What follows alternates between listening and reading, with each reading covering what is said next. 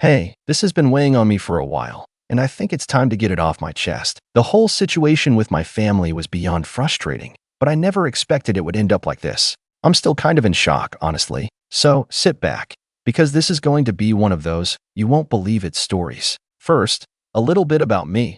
My name's Oliver, and I'm the older sibling. Growing up, I always felt like the one who had to do the heavy lifting in our family, while my younger brother, Liam, got away with everything. I'm 26 now, working a regular 9 to 5 job, and I'm still figuring things out, but I've always been the reliable one. I don't mind it, honestly. I was taught that hard work pays off, even if it's a slow burn. Liam, on the other hand, is 22, and let's just say he's never been a fan of hard work. If there's one thing Liam knows how to do, it's how to manipulate situations in his favor, and somehow, he's always managed to get everything handed to him on a silver platter. Whether it's new gadgets, designer clothes, or trips, our parents were always quick to give him what he wanted. Meanwhile, I was left to do the boring stuff, things like taking care of the house, running errands, and doing all the work that they didn't feel like dealing with. Our parents, Dad and Mom, were strict when it came to me. They always told me I had to earn my place, and that life wasn't going to be easy. It was their favorite line, honestly. I never really understood why they treated me differently than Liam. They'd always say they wanted me to be responsible and level-headed. Which, fine, I get that. But it was always on their terms. If they needed something done, it was me they'd turn to. If there was a big decision to be made, I had to take the lead. But when it came to Liam, he was treated like some kind of prince. No matter what he did, it was always like he could do no wrong. This dynamic was something I learned to deal with over the years. Sure, I didn't get all the flashy things, but I had something they didn't: independence. I had a job at 16, I worked my way through school, and I've always managed to keep things together. But Liam? He never lifted a finger. It drove me crazy, seeing how they'd bend over backward for him. But things really started to hit the fan around his graduation. It was a big deal for our parents. They made it out to be some kind of grand achievement. Liam had barely passed his classes. He scraped by. He never put in the effort, but they were so proud of him. And what did I get? Well, you'll find out. The day of the graduation celebration, we had a small family gathering. Nothing extravagant, but they sure made it sound like the world was watching. They had a cake with his name on it, balloons everywhere, and all sorts of decorations. It was as if this was the most important day of the year, and for them, I guess it was. I don't want to sound bitter, but it's hard not to when you've been in my position. It was like they were so focused on Liam that they didn't even consider the things I'd done. I kept things running smoothly around the house. I helped pay bills when Dad's job didn't cover everything. I dealt with the grocery shopping, the laundry, and all the other stuff that comes with keeping a household together. And then came the presents. Liam had gotten his shiny new car, a present our parents had barely been able to afford. In fact, I later found out they had taken out a loan to cover the cost. I wasn't angry about the car itself, but the fact that they couldn't afford it, yet they still went ahead and bought it for him. Well, that part stung, especially when they barely acknowledged the sacrifices I'd made. Then, it was my turn. I tried to push the feelings aside. I didn't want to be that guy, the one who complains just because he doesn't get a shiny gift. But what I got was, to put it lightly, a slap in the face. I sat down on the couch, waiting for my turn, trying to hide the anxiety bubbling up inside me. It was like I already knew what was coming. Mom smiled at me, but it wasn't the warm, loving smile I was used to. It felt different. Almost condescending in a way. "Oliver," she said, her voice soft, almost too sweet. "We know you're so responsible, and we just wanted to make sure you have what you need for your future. We thought this would be practical." I tried to smile back, trying to mask the frustration building inside me.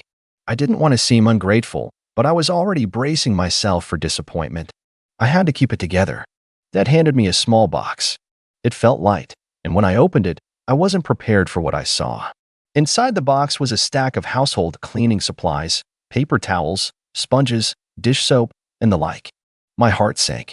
There were no words. No words from me, at least. I stared at the contents for a few seconds, my mind trying to process it. "Mom." "Dad," I started, but my voice faltered. "What is this?" Dad chuckled, slapping his knee. "Well, Oliver, now you can be even more useful around the house. You've always been so responsible, and this is just another way to show how much you contribute." I blinked, trying to understand. Was this a joke? Liam, sitting next to me, was grinning ear to ear. He looked at me with this smug, almost mocking expression. Yeah, Ollie, now you can keep things nice and clean. You always seem to be the one doing the chores anyway. My stomach churned. I knew this was going to be bad, but I didn't expect it to sting this much. They were giving my brother a brand new car, and me cleaning supplies? I swallowed hard, but my throat felt tight, like I was choking on something I couldn't quite name. I stood up, not wanting to sit there any longer, not wanting to look at the pile of cleaning supplies in front of me. I'm going to head out for a bit, I said, my voice cold. I need some air. Without waiting for a response, I grabbed my jacket, packed a bag, and left the house. I didn't know what I was hoping for, but I didn't want to be there anymore. I could hear my parents calling after me, but I didn't look back. I don't know how long I walked that night, but it felt like hours. I just kept putting one foot in front of the other, not really caring where I was going. It wasn't until I reached a small bench near the park that I finally stopped to sit down, my mind racing. I should have been furious, and I was, but I was also tired. Tired of always being the responsible one, tired of being the one to do everything right, only to get ignored or dismissed. I took out my phone, scrolling through a few messages from friends, trying to distract myself from the mess that had just happened. I didn't even want to go back home, but where else could I go? The house was all I had, even though it felt more like a prison than a place of comfort. I finally decided to call a cab to take me to a friend's place, just to get some space. When I got there, I told my friend, Jake, everything that happened. Jake listened quietly, but I could see the frustration in his eyes. He knew what I'd been going through with my family. You don't deserve that, Oliver, Jake said. You've been busting your ass for years, and they just keep using you. You're not a damn maid. I let out a sigh, feeling the weight of the past few years hit me all over again. I don't know what to do anymore. I've given everything to them. And Liam? He doesn't appreciate anything. He's spoiled, and it's like they think he can do no wrong. Jake was quiet for a moment, and then he said something I hadn't really thought about. Why don't you leave? For real. Go get a job, start over somewhere else. You don't need them, man. You've got this. It hit me like a ton of bricks. He was right. I didn't have to stick around. I didn't have to keep being their backup plan, the one they turned to when they needed help. It was hard to imagine leaving everything behind, but in that moment, it felt like it might be the only way to break free. I spent the night at Jake's, and when I woke up, I knew what I had to do. It wasn't just about the gift anymore. It was about my entire life, about the way my parents treated me compared to Liam. So, I packed a bag, grabbed what I needed, and went to my parents' house to let them know I was leaving.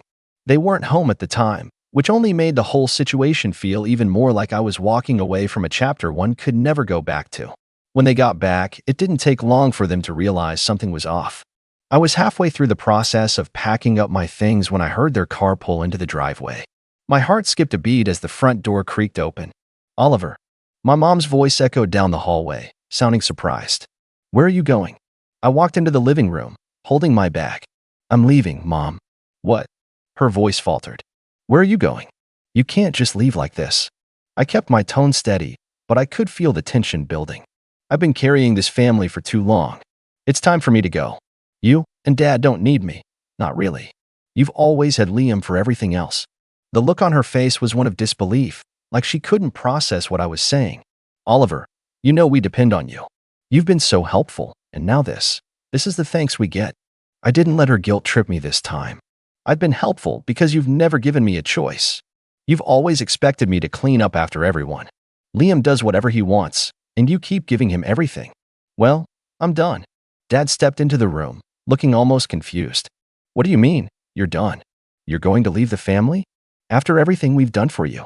You've done nothing for me, Dad, I replied, keeping my voice calm. Liam gets a car, and I get cleaning supplies. That's how much I mean to you. Mom's face twisted in something close to panic. You don't understand. We've been making sacrifices for your future. You're not seeing the bigger picture. I shook my head. No, Mom. I'm done seeing the bigger picture. You've never seen me. You've only seen what you can use me for. But I'm not doing this anymore. I turned to leave, but Liam stepped into the doorway, a smug expression plastered on his face. Wow, Ollie. Leaving already? Guess you can't handle the family spotlight, huh? I mean, I just got a brand new car for graduation. What do you have? A bag of cleaning supplies? He laughed, and I could feel my blood boiling. Shut up, Liam, I said through gritted teeth. You don't have a clue. Mom shot him a glare, but then turned back to me, her voice a bit more frantic. Where are you even going to go? You can't just leave us like this. I didn't answer her immediately. I simply walked out the door, leaving everything behind. It wasn't until I was in the cab, heading to a small apartment I'd rented that same morning, that I felt the weight of what I'd just done. For the first time in years, I felt free. The following year was a blur.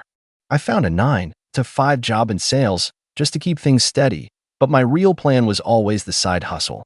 It took time, a lot of hard work, and plenty of late nights, but after a few months, I started seeing the results. I was making money online, not just a little, but enough to start thinking bigger. I was no longer dependent on my family, no longer living in the shadow of my brother. But as I started to succeed, that's when the call started. I had gone from living paycheck to paycheck, relying on my parents, to a self-sufficient adult with financial freedom. I wasn't a millionaire yet, but the sense of independence and control over my life was worth more than anything. It felt like a huge victory every time I checked my bank balance, seeing the numbers climb. But of course, as my success grew, so did the need for my family to reach out. It all started with a text from my mom. At first, it was casual. She was trying to sound like everything was normal. Hey, Oliver, how's the new place? I hope you're settling in well. Have you been able to keep busy with work? I could tell this was a thinly veiled attempt to see if I'd bite and talk about what I was doing. So, I responded, keeping it simple and vague. I'm doing well. Work's keeping me busy, but it's going good. That was it. A couple of days went by before I heard from her again. This time, it wasn't just a check-in. The tone was different. Oliver, your dad and I have been thinking. We're really proud of you. You've always worked hard, and we just wanted to tell you that we're here for you, no matter what. I could feel the tension in her words.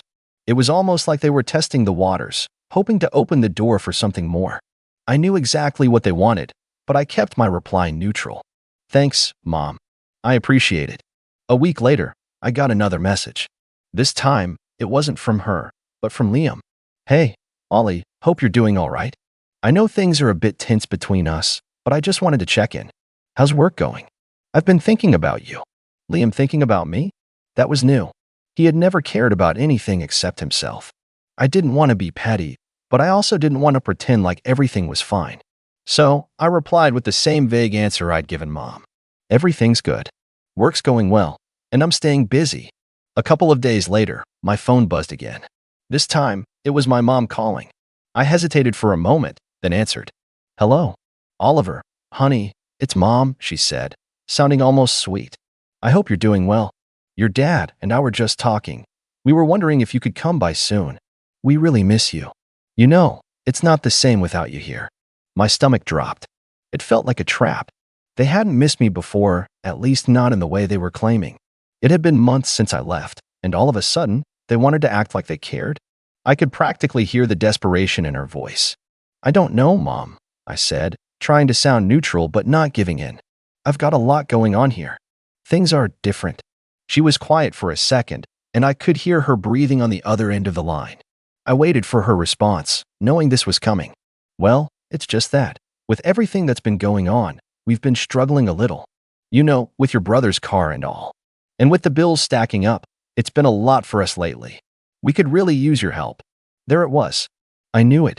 They had been in debt, taking out loans to buy Liam his car, and now they were struggling to keep up. They hadn't thought of how they would manage long term, and suddenly they were remembering I existed. But it wasn't because they were concerned about me. It was because they needed something. My heart tightened. I don't know what you expect from me, Mom. I'm not coming back. I've built my life here. I heard her voice falter. We know you're doing well, Oliver. We just thought you could help us out a little, that's all. Just to get back on our feet. I didn't respond right away. I was processing what she was saying, how easily they expected me to just drop everything, return to the house, and fix their mess. Listen, Mom, I'm not coming back. You and Dad have made your choices. You decided to put everything into Liam.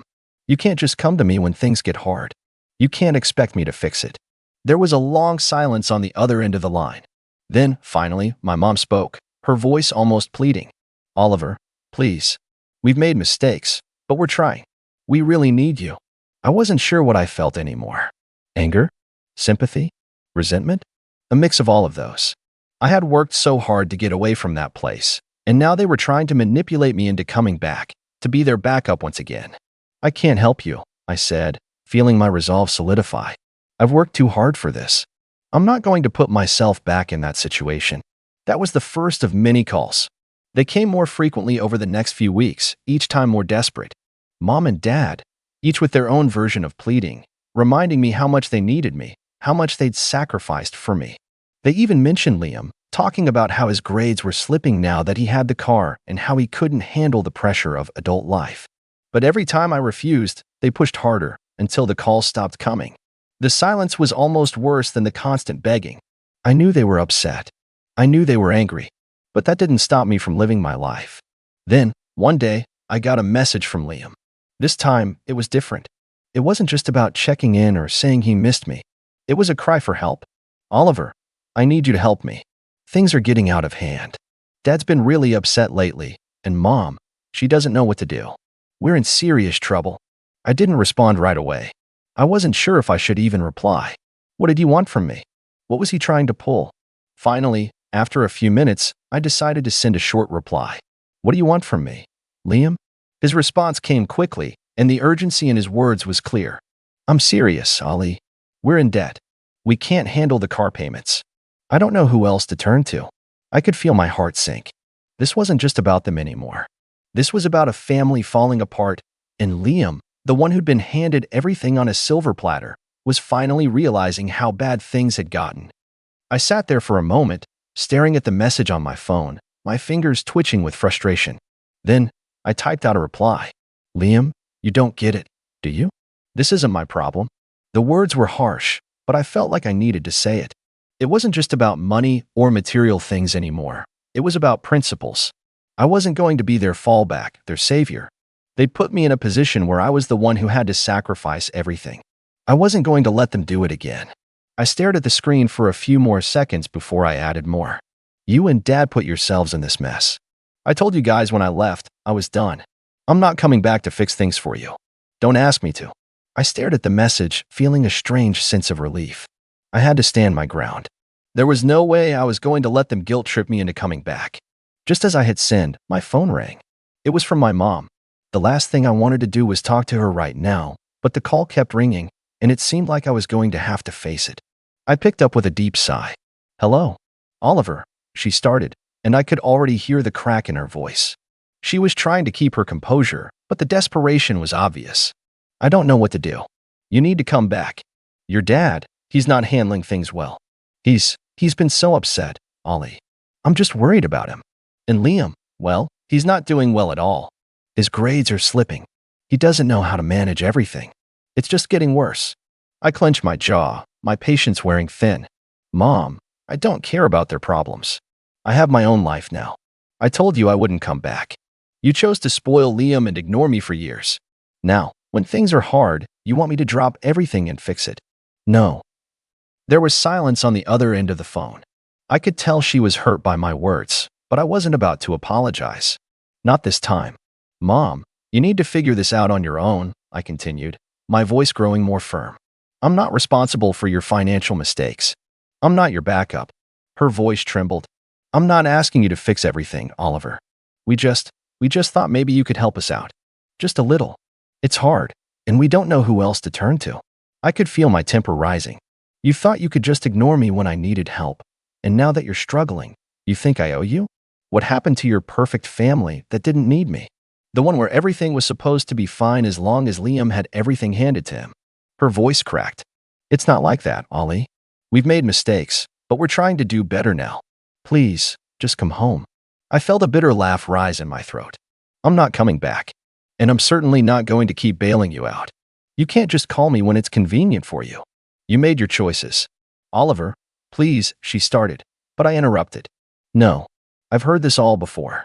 I'm not your solution. You want to fix things? Start with Liam. He's the one who's got the luxury car, the one who's never worked a day in his life. You want to know what adulting looks like? Stop using me as your crutch and figure it out yourself. I could hear her sobbing now, the tears coming through in her words. You don't understand, Ollie. You don't understand how hard it's been. Please. I felt a pang of guilt in my chest, but I pushed it away. I couldn't let myself fall back into their trap. I understand perfectly, I said, my voice hardening. But but I'm not going to give in. I'm not going to put my life on hold to fix yours. You need to face the consequences of your choices. I hung up before she could say anything else, letting out a long breath. My hands were shaking, not from fear, but from the frustration that had been building up over the last few months. They had always seen me as someone who could be manipulated, someone who could be pushed into action whenever they needed me. But not anymore. I knew it wouldn't be the end of it. I knew they'd try again. My mom had always been persistent when she needed something, and my dad was the type to sulk and try to guilt-trip me. But I wasn't going to give in. I had worked too hard to get to where I was, and I wasn't going to let them drag me back into that life. About a week later, as I was getting ready to leave work, I saw a notification pop up on my phone. It was from my dad. We've been talking, and we've made some changes. We're sorry for how things have been. Your mom and I, we just want to help you. We miss you, and we need you. Please, Oliver, come home. Let's fix things. We'll work together. I stared at the message, my heart hammering in my chest. I wasn't sure what to feel. A part of me wanted to be angry, but the other part of me wondered if they truly meant it. I didn't respond right away. Instead, I sat there in my apartment, replaying everything in my mind, the way they had treated me, how they had never shown a fraction of this supposed love when I needed it. Now, after everything, they were suddenly begging for my help? I wasn't buying it. A few days passed, and I didn't hear from them again. I started to think they might have finally given up. Maybe they had learned their lesson. Maybe they realized that they could no longer rely on me, that I wasn't their emotional bank account, their last resort. Then, another message came, but this time, it wasn't from my mom or dad. It was from Liam. You're really going to leave us hanging like this? What's the point of family if you don't help when we need it? You've been selfish. We're struggling, and you're just going to let us drown? I thought you were better than this. There it was again, the manipulation, the guilt, the same old tactics. I wasn't surprised that it was Liam this time. He had always been the one to play the victim when things didn't go his way, the one who thought the world should revolve around him. But this time, I wasn't going to let it work. I sat down, typing out my response slowly, making sure every word hit the mark. You don't get it, Liam. I'm not your backup, and I'm not your savior. You're the one who always gets everything handed to you, and now that things aren't perfect, you want to blame me for your problems. I don't owe you anything. You're grown, just like I am. It's time you learn to stand on your own 2 feet. You've had your life handed to you on a silver platter, and now you want me to come back and fix everything? That's not how this works. Don't ever contact me again unless you're ready to be honest about what you've done. I hit send, my finger trembling slightly. I'd never been more sure of a decision in my life. But that wasn't the end of it. A few weeks later, I got a call from an unfamiliar number. I almost didn't pick it up, but something told me I had to. When I answered, it was my dad on the other end. Oliver, we know we messed up, he said, his voice more fragile than I'd ever heard it. Your mom and I, we've been trying to fix things. And we're sorry. We were wrong. We don't want you to think we only care about what you can do for us. We want our family back. We want you back. The words hit me harder than I expected. There was a part of me that wanted to believe them, to think that maybe, just maybe, they were truly sorry. But the logical part of my mind reminded me of everything they had done to me, how they had taken me for granted, used me, manipulated me into being the one to clean up their messes. I had been their backup plan for far too long, and I was done. I'm not coming back, Dad, I said, my voice steady. Not now, not ever. You've had your chance, and you've used it all up. You can't just expect me to forget everything just because you're sorry now. You made your choices. I'm making mine. There was a long silence on the other end, and I could hear the sound of him breathing heavily. I understand, he finally said, his voice defeated. But please, just know we're here if you ever change your mind. I hung up the phone and sat there in the quiet of my apartment, feeling a strange sense of relief. For the first time in my life, I felt like I was truly free. It's been a year now since that last conversation. My parents have tried to contact me a few times, but I've stayed firm. I'm not going to let them back into my life, and I'm not going to feel guilty about it. Over the past year, I've been building something for myself, something that will ensure I never have to rely on anyone again. My income is growing steadily, and in a few more months, I'll be at the point where I can truly call myself financially independent. And to be honest, a part of me knows that when they find out I've gotten to that point, they'll come knocking again. But this time, I won't be there. So, Reddit, what do you think? Am I wrong for refusing to help them? I'm honestly torn between feeling like I did the right thing and feeling guilty about leaving them behind. It's hard because they're family, but after everything, I just don't know if I can forgive them. Let me know your thoughts. You ever wonder how long someone can take being treated like garbage before they finally snap? Because I sure as hell have. My name's Ethan, and for as long as I can remember, I've been the family afterthought. If my older brother Daniel was a king, then I was the dirt beneath his throne. My parents, my aunts, my uncles, even my grandparents, they all worshiped the ground he walked on. Me? I was the invisible one, the scapegoat, the disappointment. Daniel was the golden child. Handsome, successful, engaged to some picture-perfect woman named Emily. He was the type of guy who'd smile at you in public but talk behind your back the second you left the room. He got everything he ever wanted. New car at 16. Full college tuition paid for while I had to take out loans. A high-paying job handed to him through one of Dad's connections. And now, he was having the wedding of the century. And me? I was invited, sure, but not as a guest. A week before the wedding, Mom called me. I knew something was up immediately because she never called unless she needed something. Ethan, I assume you're coming to the wedding, she said in that voice, the one that sounded like she was barely tolerating me. Yeah, I muttered. Good. We need you to help out during the event. I frowned. Help out how? You know, just small things. Watching the kids, making sure everything runs smoothly, maybe helping in the kitchen if needed. I clenched my jaw. So, you don't actually want me to be a guest. You just want free labor. She scoffed, like I was being dramatic. It's Daniel's big day, Ethan. The least you can do is pitch in. You're not doing anything important anyway. I bit my tongue so hard I tasted blood. I should have expected this. Of course, they didn't see me as part of the celebration. I wasn't a guest. I wasn't family. I was just the unpaid help. Fine, I said through gritted teeth. Not that she noticed my anger. Good. And please don't embarrass us. Just stay out of the way and don't make a scene. That was it. The final straw, because they had no idea. They had no idea that this wedding, the one where they expected me to be their errand boy, was about to be a day they'd never forget. I arrived at the family estate 2 days before the wedding. Mom and Dad owned this massive house in the countryside, the kind of place that looked like it belonged in a magazine. They had money, plenty of it, but none of it had ever been spent on me. The second I walked in, I knew I was an outsider. Daniel was at the center of it all, laughing with Emily, surrounded by relatives fawning over him. He had that smug, self-satisfied grin on his face, the one that always made me want to punch him. Mom barely acknowledged me when I walked in. Oh, Ethan, you're finally here. Like I was late. You'll be sleeping in the guest house. Not in the main house. Wouldn't want the family failure tainting the Golden Boy's special weekend. I gritted my teeth and nodded.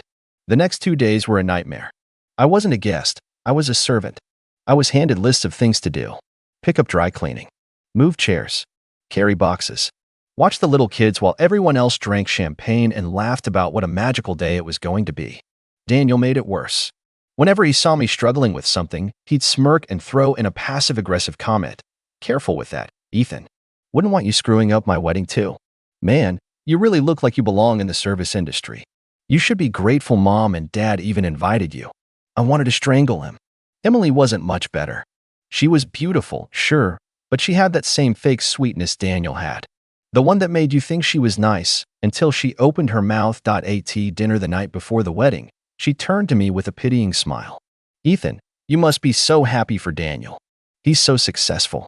I bet it's inspiring. I stared at her. Sure. She giggled. So, do you have a girlfriend? No. Oh. Her eyes flickered with something judgment? Amusement? Well, maybe someday. Daniel's always said you had trouble with confidence. Daniel snickered. He doesn't have trouble with confidence, babe. He just never had much going for him. Everyone at the table laughed. I sat there, gripping my fork so tightly my knuckles went white. I could feel it building, the anger, the humiliation, the years of resentment boiling under my skin. They thought I was nothing. But tomorrow, they were going to learn exactly who they'd been messing with. That night, as the house buzzed with final preparations, I sat alone in the guest house, staring at the ceiling. I had spent years swallowing their cruelty, letting them treat me like trash, playing the role of the quiet disappointment, but not anymore. Because tomorrow, at the wedding, in front of all their friends, their high society guests, their perfect little world, I was going to humiliate Daniel in a way he'd never recover from. I smiled to myself in the darkness. This wedding was going to be unforgettable. The morning of the wedding was pure chaos. Guests were arriving. The estate was buzzing with caterers, florists, photographers, all working to make Daniel's perfect day even more perfect. And me, I was shoved into the background like always. I woke up early, dressed in the suit my mom had picked for me, cheap, ill-fitting, and nothing like Daniel's custom-tailored tuxedo. No surprise there. When I stepped into the main house, the first thing I heard was Mom barking orders. "Ethan, what took you so long? There's so much to do." I clenched my jaw. Like what? Like setting up chairs, greeting guests, making sure the kids don't run around like wild animals. Just be useful for once. Be useful for once. I swallowed the insult. Not yet. Not yet. The humiliation continued. Everywhere I turned, people treated me like I was just some hired help. My relatives barely acknowledged me except to hand me more work. "Ethan, go tell the DJ we want different music." "Ethan, can you make sure the food is out on time?" "Ethan, don't get in the photos, okay?" Meanwhile, Daniel strutted around like a damn prince, basking in the attention. Emily was glued to his side, looking flawless in her designer wedding dress. Her bridesmaids cooed over her, while Daniel's groomsmen cracked jokes and toasted to the best guy they knew. And then, just when I thought my patience was wearing thin, Daniel decided to rub salt in the wound. I was standing near the reception area, watching as people took their seats, when he strolled over with his signature smirk. "Hey, little bro." His tone was condescending as ever. "Big day today. Gotta admit, you must be feeling pretty lucky." I frowned. "Lucky? Yeah, lucky to be here at all." He chuckled, clapping me on the shoulder. "I mean, let's be real. If it weren't for Mom and Dad, you wouldn't even be invited. Not exactly wedding material, you know." His friends laughed. My blood boiled. I wanted to wipe that smug look off his face, but I wasn't ready. Not yet. So I just forced a tight smile. "Yeah, lucky me." Daniel didn't notice my clenched fists. He was too busy basking in his own importance. And that's when I saw it. Daniel's phone. He had it in his hand, half distracted as he texted someone while talking to his groomsmen. And just for a second, I saw the name on the screen. Anna. My stomach twisted. Because Anna wasn't his fiancée. She was his side chick. See, I'd known for a while. Daniel was cheating on Emily. And not just with one woman, he had a whole damn rotation. I found out months ago, purely by accident. I'd gone to a bar downtown after work one night, just wanting a drink to clear my head. And that's when I saw him. Daniel, with his arm wrapped around some blonde who definitely wasn't Emily. I didn't say anything that night. I didn't confront him. I just sat there, watching as he flirted, touched, and eventually left with her completely shameless. And later, when I started digging, I realized she wasn't the only one. Daniel had been cheating on Emily for years. Different women, different places. And the worst part? He didn't even try to hide it. He was so sure no one would ever say anything. Why? Because he was Daniel, the golden child, the perfect son, the one who could do no wrong. And the family? If they ever found out, they'd cover for him. No question. But Emily? She had no idea. She thought she was marrying the perfect man, the devoted fiancé, the loyal partner. She didn't know the truth, but she would. Soon. By the time the ceremony started, my patience was running razor thin. The guests were seated. The music was playing. The massive floral arch at the altar looked like something out of a fairy tale. Daniel stood there, grinning, adjusting his tuxedo, while Mom and Dad beamed with pride in the front row. I stood at the back, alone. I was supposed to stay out of the way, remember? The bridesmaids made their way down the aisle. Then the flower girl. And finally, Emily. The crowd gasped as she appeared. She looked beautiful, absolutely glowing. And as she walked toward the altar, her eyes locked onto Daniel's. She looked at him like he was her entire world. I clenched my fists. Because she had no idea what kind of man she was marrying. The ceremony began. The officiant spoke. And Daniel? He stood there lying through his teeth, pretending to be the perfect groom. Emily smiled at him, hanging on to every word. The crowd sighed dreamily. My parents wiped fake tears from their eyes. And me? I was seething. Because they didn't know. They didn't know that Daniel had spent the night before his wedding texting another woman. They didn't know that he'd been cheating for years. They didn't know that this entire day, this massive, expensive, over-the-top event, was built on nothing but lies. But they were going to find out. Soon. Because I wasn't just going to let Daniel get away with it. No. I was going to make sure this wedding was a day he'd never forget. After the ceremony, everyone flooded into the reception area, a massive outdoor setup with chandeliers hanging from white tents, tables decorated with absurdly expensive floral arrangements, and a dance floor so polished it looked like glass. And, of course, a head table. A long, beautifully decorated table where Daniel, Emily, my parents, and the important people would sit. I, of course, had no seat there. Instead, I was expected to sit at the far end of the venue, near the catering staff. I walked toward my designated table, trying to ignore the bubbling rage in my chest, when I heard Daniel's voice behind me, loud, arrogant, mocking. Man, I really dodged a bullet. I stopped in my tracks. Slowly, I turned. Daniel was standing with a few of his groomsmen, drink in hand, grinning. His friends were laughing, like they were in on some kind of joke. Dodged a bullet? One of them asked. Daniel smirked. I mean, can you imagine if I actually married Anna? My blood ran cold. Anna, the woman he had texted last night. The side chick. One of many. Dude, you were seriously thinking about it? Another groomsman laughed. Daniel shrugged. For, like, half a second. But come on, let's be real. Emily's the better deal. Her family's loaded, and she's so in love with me she'd never suspect a thing. His friends burst out laughing, and Daniel? He took a casual sip of his drink, like he hadn't just admitted to marrying Emily for her money. Like he hadn't just admitted to playing her like a fool. I felt something inside me snap. It wasn't just the cheating. It wasn't just the lying. It was the fact that he was so damn proud of it. Emily was standing just a few feet away, chatting with guests, completely unaware that her new husband was mocking her behind her back. And my parents? They were laughing too. Like this was normal. Like it was funny. And suddenly, I realized something. They all knew.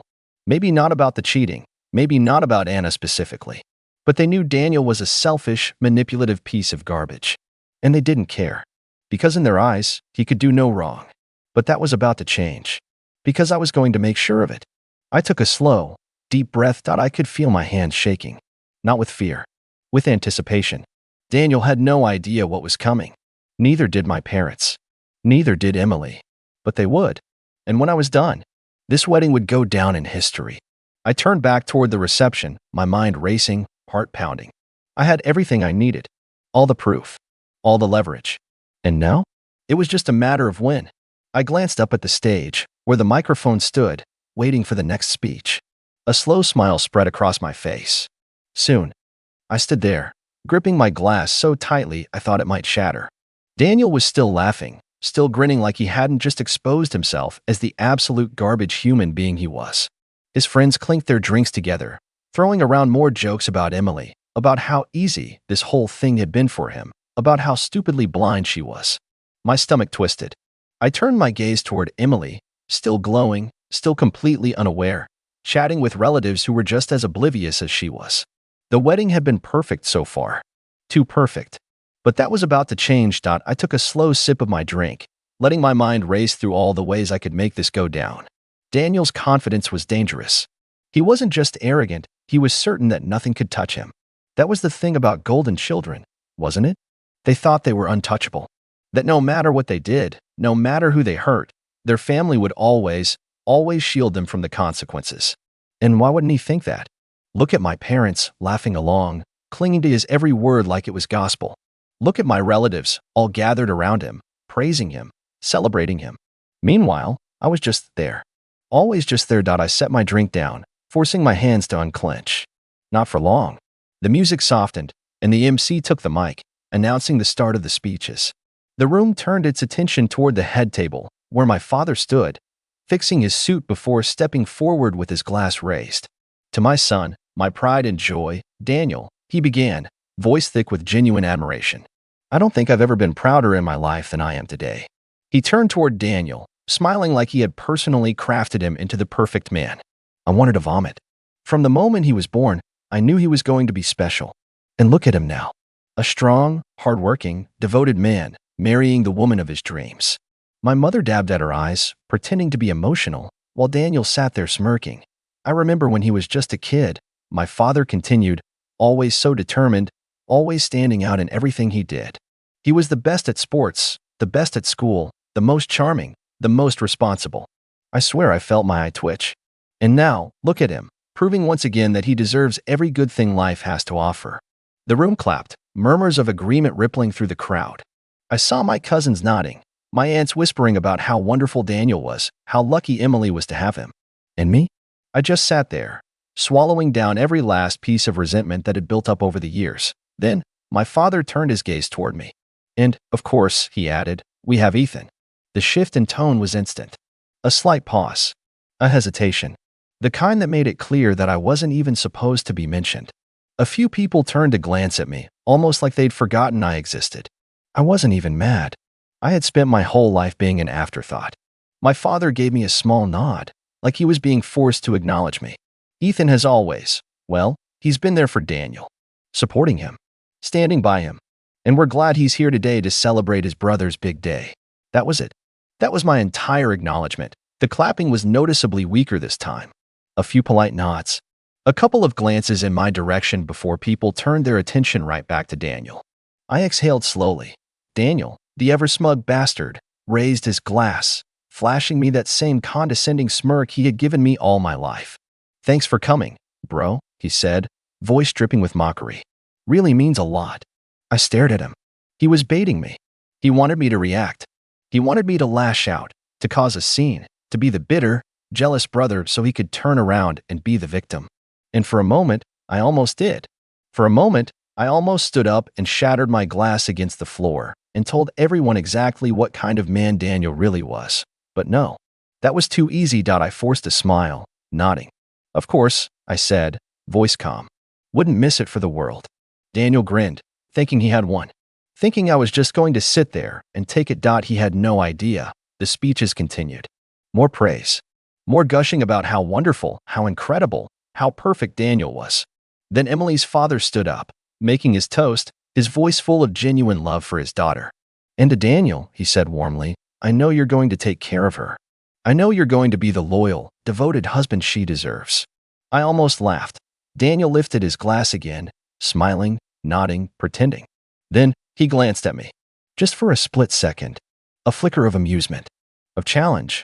And that's when I made my decision. I wasn't just going to ruin this wedding. I was going to end him. I took a slow breath, feeling the weight of the moment settle over me. The wedding hall was buzzing with conversation, laughter, and the clinking of glasses as people mingled and celebrated. Celebrated him. Daniel, sitting there with his perfect smile, his perfect life, his perfect web of lies, completely at ease because he knew that nothing could touch him. But he was wrong. I stood up. The sound of my chair scraping against the floor wasn't loud, but in the brief pause between speeches, it cut through the noise just enough to make a few heads turn. I felt the shift in the air, the subtle change in energy as people realized I was about to speak. I saw Daniel's eyes flicker with amusement, his lips curling in that familiar, condescending smirk that made my blood boil. I picked up my glass, raising it slightly. I just want to say a few words, I announced. My voice was steady, calm, too calm. It was the kind of calm that preceded a storm. The kind of calm that made people listen, made people wonder what was coming next. Daniel leaned back in his chair, completely relaxed, like this was all part of the show. My parents, however, looked less thrilled. My mother's grip on her napkin tightened. My father shot me a warning look, as if to say, don't embarrass the family. Oh, don't worry, Dad. I won't embarrass the family. I'll just destroy the illusion you've built around your precious son. I turned my gaze toward Emily, who was smiling politely, completely unaware. First of all, Emily, I said, you look absolutely stunning today. I mean that. I don't think I've ever seen a happier bride. I saw her blush slightly, Daniel squeezing her hand as if he was some adoring husband-to-be. I smiled, but there was no warmth in it.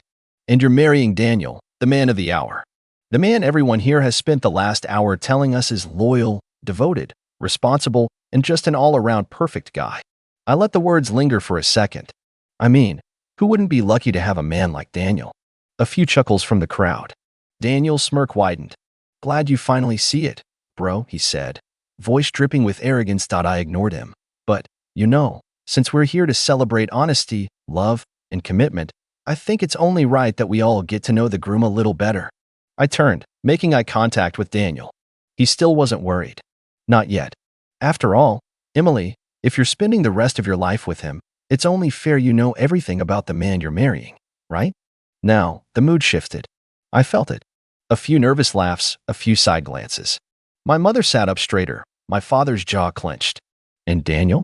For the first time tonight, his smile faltered. Just slightly. I took my phone out of my pocket. Casual. Unhurried. And then I turned back to Emily. I just have one question, I said, tilting my head slightly. Do you know a woman named Sophie? Dead. Silence. Emily frowned, confused. Sophie? She repeated. And that's when I saw it. The first crack in Daniel's mask. It was quick. A flicker of something in his eyes, a tiny, barely noticeable stiffening of his posture. But I caught it. I caught it. I smiled.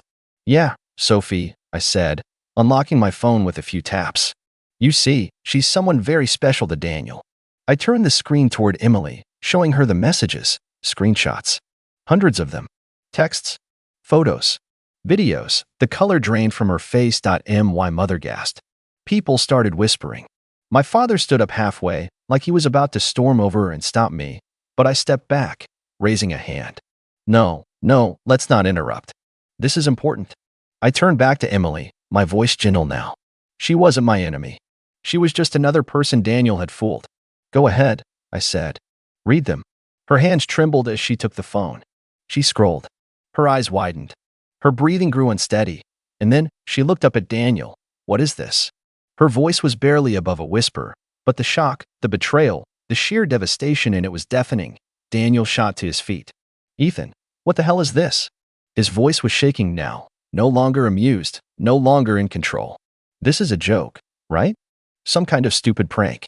Oh, no, it's real, I said, my voice sharp. Very real.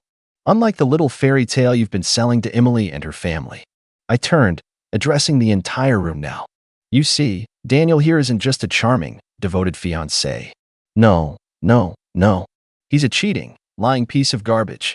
A collective gasp rippled through the crowd. Relatives started murmuring, looking between Emily and Daniel. Judging. Watching. Emily was still frozen, still staring at the messages. Then, suddenly, she slammed the phone down on the table. How long? Her voice cracked. How long have you been cheating on me? Daniel ran a hand through his hair, glancing around, realizing that everyone was watching. His confidence was gone. Emily, babe, just listen. How long? He hesitated, just for a second. But it was enough. Emily let out a shaky breath, then turned toward the crowd, toward her family, toward her father, who looked like he was about 3 seconds away from murdering Daniel. Then she stood up. Without another word, she grabbed her bouquet, took a deep breath, and walked out. A stunned silence followed. Then, all at once, the wedding exploded into chaos. The aftermath was exactly what I wanted. Emily's family tore into Daniel the moment she left. Her father nearly knocked him out before security had to step in. My parents? Oh, they tried to spin it, to blame me, but it was too late. The evidence was there. The whispers had started. Daniel's perfect image? Shattered. Emily called off the wedding immediately. She moved out that same night, blocked him on everything, and from what I heard, her family made sure he paid for every single expense. As for my parents, they never forgave me. They called me vindictive, cruel, a disgrace. But I didn't care. The extended family started seeing through their lies. People stopped treating them like royalty. And Daniel? He tried to bounce back, of course. But his name? Ruined. His job? Gone. His reputation? Destroyed. Turns out, cheating on your fiancé and getting exposed at your own wedding isn't a great look. The golden child finally fell from grace. And I walked away without looking back.